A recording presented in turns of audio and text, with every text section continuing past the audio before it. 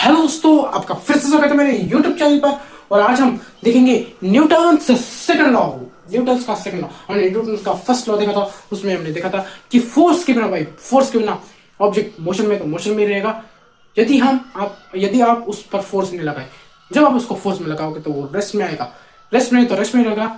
जब आप फोर्स में लगाएंगे तो वो मोशन में जाएगा। ये हमारा फर्स्ट लॉ था। और सेकंड लॉ देखिए, the rate of change of momentum is directly proportional to applied force on body. क्या बोल रहा है? जो rate of change of momentum होता है, rate of change of momentum is directly proportional to the force. ये बोल रहा है, यही है लॉ है, यही है सेकेंड लॉ, यही है सेकेंड लॉ, यही है सेकेंड लॉ। ये भी लर्न नहीं करोगे, इतना लिख दोगे, यही है भाई second law. Rate of change of momentum is directly proportional to the force. अभी इसमें मोमेंटम क्या है, rate of change of momentum क्या है, ये आपको जानना है। तो मेरे पहले भी मोमेंटम और rate of change of momentum पर स्पेशली 2 वीडियो बना चुका हूं। मोमेंटम पर 1 वीडियो और rate of change of momentum या चेंज ऑफ मोमेंटम पर 1 वीडियो बना चुका हूं। ये आप मेरे चैनल पर देख सकते हैं।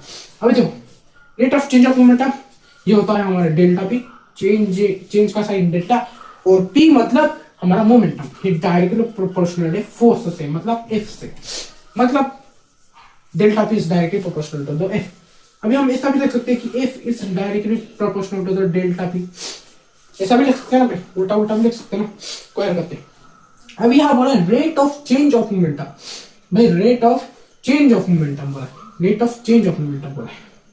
इसलिए जब हम इस डायरेक्टली प्रोपोर्शनल का साइन हटाएंगे तब हमको डेल्टा पी की जगह टी डालना पड़ेगा, क्योंकि डेल्टा पी को ही rate of change of momentum बोला।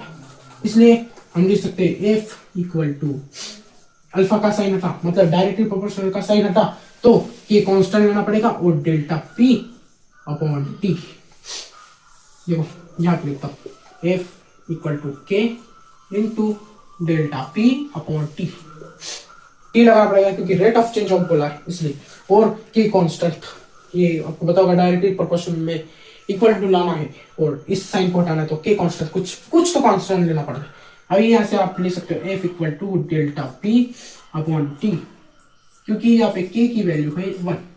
इसलिए इस लॉ से हमको फोर्स की वैल्यू पता चलती है, जो है डेल्टा पी अपॉन टी। और एक बात देखो, इस लॉ से हमको फोर्स की वैल्यू पता चली delta P upon T.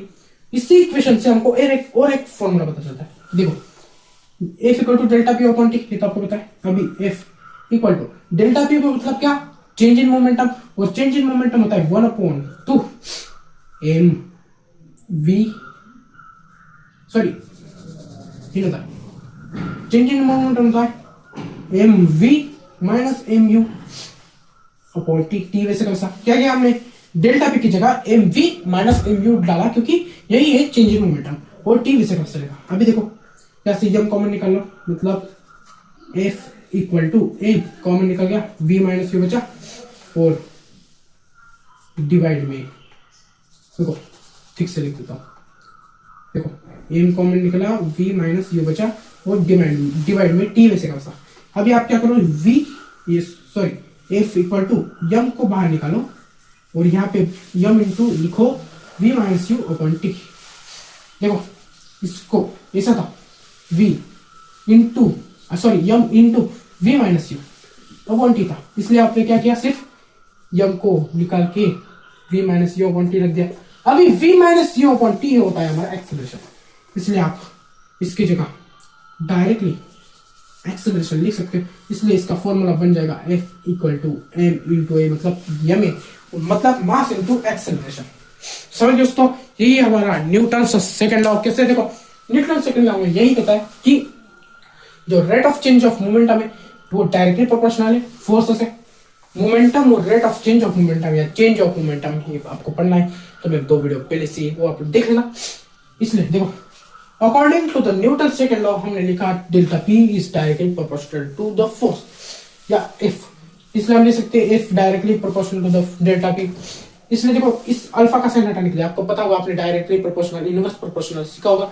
Alpha का साइन हटाना तो यहाँ कांस्टेंट लाना पड़ता है, कांस्टेंट लाया, और डेल्टा पी को डिवाइड कर दिया टी से, क्योंकि रेट ऑफ चेंज बोला था, आपको पता होगा जब भी किसी कोई दो चीजें डायरेक्टली प्रोपोर्शनल होती है आपस में, और किसी एक चीज को रेट ऑफ चेंज मतलब उसका रेट चेंज हो रहा है, जैसे rate of change of velocity था वैसे, इसलिए डेल्टा वेलोसिटी मतलब change in velocity upon time लिखते हैं एक्सेलरेशन को। एक्सेलरेशन क्या है? Rate of change of velocity, इसलिए एक्सेलरेशन को डेल्टा वी अपॉन टी लिखते हैं, क्योंकि जब भी रेट ऑफ चेंज आता है तब आपको जिस पर रेट ऑफ चेंज आया है, रेट ऑफ चेंज उसको डिवाइड करना होता है टाइम से। फिर देखो हमने लिखा F equal to K delta P divide by T, मतलब F equal to K into delta B upon T. इधर से के की वैल्यू 1 थी, ये 1 दी गई है न्यूटन सेकंड लॉ में, इसलिए एफ की value delta P upon T. अभी देखो हमको एक इक्वेशन तो मिल गया इस लॉ की वजह से, F equal to delta P upon T. इस इक्वेशन को हमने कहां से ढूंढा? न्यूटन सेकंड लॉ से, जो है the rate of change of momentum is directly proportional to the force, ये हमको मिला। अभी इसमें से हमने क्या किया, डेल्टा पी लिखा पहले, delta P M V minus M U upon T को वैसा का वैसा लिखा, M V minus M U में लिखा, एम को कॉमन निकाला और ब्रैकेट में वी माइनस ये बचा, डिवाइड में टी वैसा का वैसा। फिर क्या किया, ऐसा था इधर से एम को निकाल लिया, मल्टीप्लाई किया V minus U upon T से, एम को सिर्फ निकाला, ऐसा निकाल दिया, तो सिंपल कैलकुलेशन है।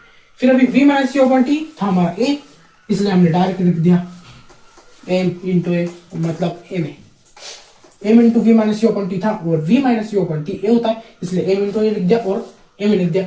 इसलिए यहां से फोर्स का दूसरा फॉर्मूला या दूसरी इक्वेशन भी बोल सकते हो, F equal to M A, और इधर से आप बोल सकते हो delta P upon T equal to M A, क्योंकि भाई दोनों फोर्स के ऊपर।